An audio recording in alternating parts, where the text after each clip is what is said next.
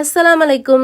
நேத்து இஃப்தாருக்கான வீடியோ இது. நேத்து சமோசா செய்யலாம்னு சொல்லிட்டு தான் ஆன்லைன்ல தான் சிக்கன் பீஸும் அப்புறம் சமோசா மாவு தேய்க்க எரிச்சப்பட்டு சமோசா ஷீட்டு வாங்கிட்டு ஆன்லைன்ல சிக்கன் வாங்கினீங்கன்னா எப்பவுமே ஹலாலான்னு செக் பண்ணிட்டு வாங்குங்க. ஆன்லைன்ல அவ்வளோ வாங்க விருப்பப்பட மாட்டேன். இந்த பிராண்ட்ல நல்லா இருந்துச்சு. நான் ஏற்கனவே ஒரு வாட்டி வாங்கியிருந்தேன். அது கடையில வாங்கின மாதிரி சூப்பரா இருந்துச்சு. ரொம்ப ரோஸ்ட் பண்ணி வச்ச மாதிரியெல்லாம் இல்ல. ஸோ அதனால தான் இந்த வாட்டியே வாங்கிட்டு அதை மின்ஸ் பண்ணிட்டு அந்த சிக்கன் வச்சு தான் chicken samosa plus chicken cutlet ரெண்டுமே நேத்து இஃப்தாருக்கு செஞ்சிருந்தேன். சமோசாக்கு மாவு பிணைஞ்சு தேய்ச்சி போடுறது கொஞ்சம் வேலை தான். பட் இருந்தாலும் அது வேற டேஸ்ட். அந்த மாவு தேய்ச்சி போடுறதுக்கு சோம்பேறிப்பட்டு நேற்று வெளியே வாங்கிட்டேன். ஷீட் ஆறதுனால கொஞ்சம் வேலை சுருக்கமா முடிஞ்ச மாதிரி இருந்துச்சு. சமோசா நீங்க எப்ப மேக் பண்ணாலும் சிக்கன் சமோசா கிரேவி ரெடி பண்ணிட்டு லாஸ்ட்ல ஒரு முட்டை கொட்டி ஊத்தி நல்லா அதையும் வதக்கி எடுத்துட்டீங்கன்னா டேஸ்ட் கொஞ்சம் தூக்கலா இருக்கும். எங்க அப்பா ஹோட்டல் கடை தான். அப்ப கல்யாணத்துக்கு முன்னாடி எல்லாம் இந்த ரமலான் டைம்ல சமோசா எல்லாம் செய்யணும் அன்னைக்கு பல்கா வீட்டுல இருந்து தான் செஞ்சு கொடுத்து விடுவோம். மசாலா எல்லாம் ரெடி பண்ணி கொடுத்துருவாங்க.